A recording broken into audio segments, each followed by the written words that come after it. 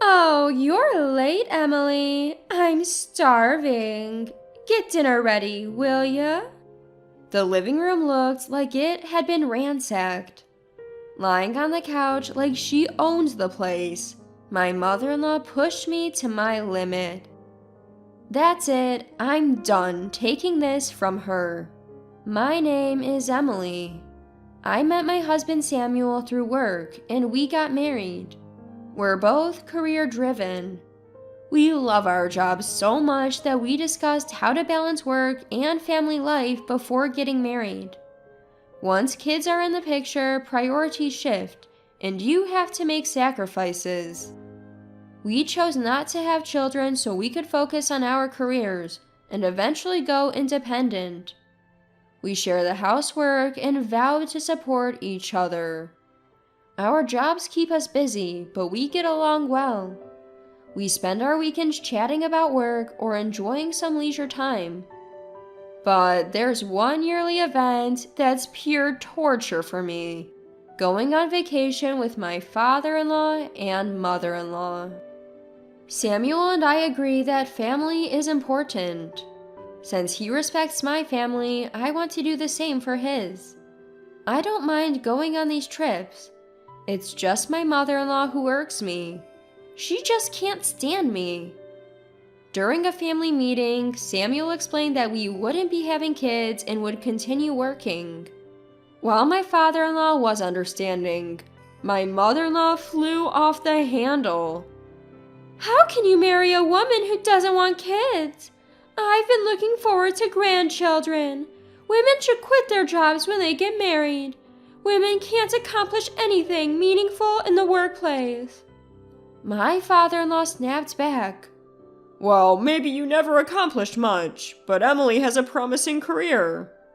This led to a heated argument between them. Samuel had to step in to break it up, exasperated. Ever since that terrible family meeting, my mother-in-law and I had been on bad terms. The day of the trip had arrived. Feeling downcast, I headed to the meeting spot where I'd see my father-in-law and mother-in-law. Samuel turned to me.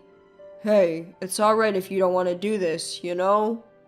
I replied, no worries, let's go. Our trip with father-in-law and mother-in-law was an overnight stay. We had separate rooms for my in-laws, so we didn't spend the night together. A day or two of discomfort wasn't a big deal. When we arrived at the meeting place, father-in-law greeted us warmly, but mother-in-law seemed constantly upset. It was hard to enjoy the trip while not trying to annoy my visibly irritable mother-in-law. Father-in-law had recently retired from the company where he'd worked for years, although he was rehired for some time. While we caught up about his life post-retirement, mother-in-law only had sarcastic remarks. Any woman who doesn't want kids is worthless. Poor Samuel, married to someone like you. You should quit your job and focus on housework, she muttered. Eventually, father-in-law had enough. What are you grumbling about? We're here to enjoy this trip together. What's there to complain about? You're the one who doesn't understand. She's always working and probably neglecting housework. How can you not feel sorry for Samuel? Exhausted by the sudden argument between father-in-law and mother-in-law, we decided to head to the hotel early. But when we got there and checked our reservation at the front desk, something was wrong. For some reason, only my name was missing, and the room intended for both of us was now a single room for Samuel. Upon inquiring at the front desk, we were told my reservation was canceled a few days earlier. Puzzled, we told father-in-law and mother-in-law what happened. While father-in-law looked confused, mother-in-law flashed a triumphant smile. It's only natural that you don't have a room, Emily. This is a family trip and you're not family. You should just go home, mother-in-law said. Wait, did you cancel my reservation? Of course, it was me. Father-in-law Samuel and I were all speechless. It was like she didn't even realize the outrageousness of her own words. Sighing, I said, "All right, then I'll leave since I'm not family." "Good, go now." I'm going too. As Samuel stood up to leave with me, mother-in-law raised her voice. "What?" Even father-in-law stood up and said, I'm leaving too. leaving mother-in-law to distort her face in confusion. Father-in-law apologized to me and gave mother-in-law a few $100s in cash before packing his bags. Look, you can stay if you want, but I can't enjoy this trip feeling like this. From now on, no more family vacations for me. "What are you talking about? If you're leaving, at least let Samuel stay." No way! The way Mom treats Emily is just too much. Plus, I'm tired of all the arguing. So, leaving a deflated mother-in-law behind, the three of us decided to head home. The flight back was the best part of the trip. We all sat together and had a great time. Mother-in-law, stubborn as ever, stayed at the hotel for one more night and spent every last cent father-in-law had given her. Sure enough, when mother-in-law got back, she and father-in-law had a huge fight. According to Samuel, their relationship had been rocky for a while now. Samuel was worried their relationship might get even worse now that father-in-law had more time at home. That worry turned out to be well-founded a few days later. Samuel went to work and I was enjoying my day off when the doorbell rang. There stood mother-in-law with a load of bags. "What? Mother-in-law?" "I'm done living with my husband. I'm staying here for a while." Ignoring my shock, mother-in-law waltzed in and took over the living room. Feeling stuck, I called Samuel at work. "Sorry to bother you at work, but mother-in-law just showed up here." "What?" Upon hearing my report, Samuel was shocked and tried to call his father, but it seemed like his dad didn't answer the phone. I tried to ask mother-in-law what happened between her and father-in-law and suggested they should talk, but she just ignored me. Meanwhile, mother-in-law lounged on our sofa as if she owned the place. "Ugh, what a filthy house. It's all because you work, Emily. Being under the same roof with you is unbearable. Samuel really needs to divorce you soon," she muttered incessantly. I was resigned to her comments, going about my life as usual. She, however, never stopped badgering me. Samuel came home early that day to persuade his mother to leave, but she wouldn't budge. In the end, we couldn't reach father-in-law and were forced to live with mother-in-law until we could. The next day, Samuel and I had to work, leaving mother-in-law behind. "Just quit your job already," she said, but I ignored her. When I got home that evening, it looked like a burglar had been through the place. "Wow, you're late. Emily, I'm hungry, so get dinner started," mother-in-law said, lying on the sofa like a couch potato. What happened here? "Oh, this mess? Must be because you don't clean." "No, that's not the point. Why is everything dumped out of the drawers?" "You didn't prepare lunch, did you? I was looking for something to eat." I didn't understand how looking for food led her to rummaging through my drawers. I voiced my confusion, but mother-in-law just ignored me.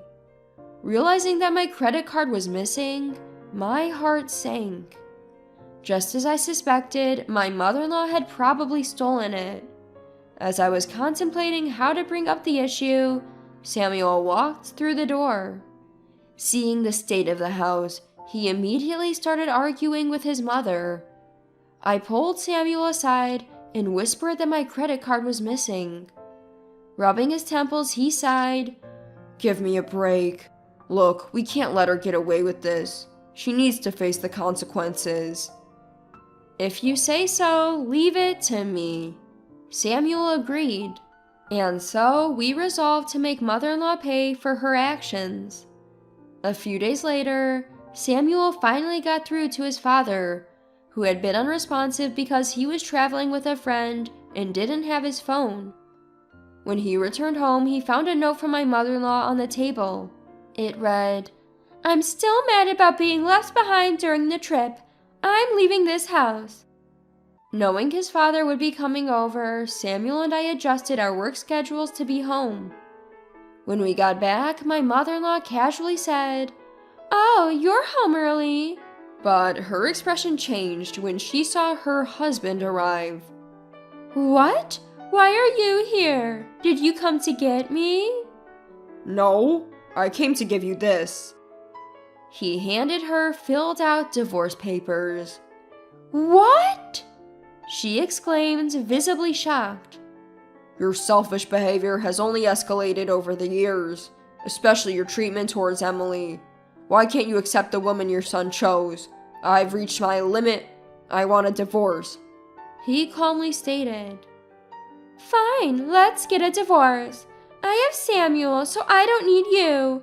Emily, bring me a pen. You're so useless." Although annoyed, I handed her a pen as quickly as I could to get her to sign. Once I confirmed that there were no errors in the signed divorce papers, I addressed my irritated mother-in-law. "I have something I want to show you." "What could be so important right now?" she snapped. I opened my laptop in front of her. On the screen was a video of her shopping. "I'm going to zoom in," I told her as I enlarged the image. In her hand was an illustrated credit card. "That credit card isn't yours, is it?" "Well, it's mine." You don't have a credit card. I had already checked with father-in-law, who spoke in a tone of disbelief. You see, mother-in-law had once maxed out a credit card without father-in-law's knowledge, so ever since, father-in-law hadn't let her have a credit card. Mother-in-law loudly snapped at father-in-law. "I'm the one who made it." Samuel coolly retorted, Like you can make it. This card is a limited edition, you know. See the artwork? It was only available during a special collaboration. As Samuel pointed out, this credit card was indeed a limited edition. I loved the artwork on it and had gotten the card when it was in a collaboration. I usually kept it tucked away in a drawer as a kind of collection. So the thing is, mother-in-law had stolen it. We could have suspended the card immediately, but Samuel and I let mother-in-law dig her own grave so we could gather irrefutable evidence. I have time-stamped photos, and when we checked the card's transaction history, it matched the time mother-in-law was out shopping. Seems like you've bought other luxury items too.